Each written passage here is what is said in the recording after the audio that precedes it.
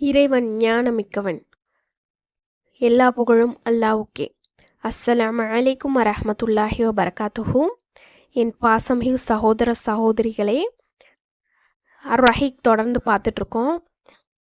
நபி ஸல்லல்லாஹு அலைஹி வஸல்லம் அவங்களுடைய தாய் ஆமினாவிற்கு பிறகு ஒரு வாரம் கழித்து நபி ஸல்லல்லாஹு அலைஹி வஸல்லம் அவங்களுக்கு பாலூட்டிய முதல் பெண் அபுலஹபுடைய அடிமை பெண் சுவைபியா ஆவார். அந்த டைமில் சுவைபியாவுக்கு மஸ்ரூஹ் அப்படின்ற ஆண் குழந்தை பிறந்திரு. இந்த சுவைபியா பெண்மணி நபி ஸல்லல்லாஹு அலைஹி வஸல்லம் அவங்களுக்கு பாலூட்டுவதற்கு முன்பு ஹம்சா அவங்களுக்கும் நபி ஸல்லல்லாஹு அலைஹி வஸல்லம் அவங்களுக்கு பிறகு அபு சலமா இப்னு அப்துல் அசதுக்கும் அவங்க பாலூட்டியிருக்காங்க. சஹீஹுல் புகாரி.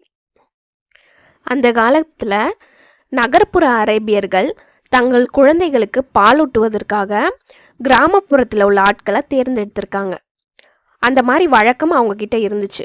குழந்தைகளுக்கு நகரத்தில் இருக்கக்கூடிய நோய் அவங்களுக்கு தொற்றிவிடாமல் இருக்க, அதன் பிறகு உடல் உறுதி பெற்று நல்ல ஆரோக்கியமாக இருக்கிறதுக்கும் தூய்மையான அரபு மொழியை சிறப்பாக கற்றுக்கொள்ளவும் இந்த நடைமுறையை பயன்படுத்தியிருக்காங்க.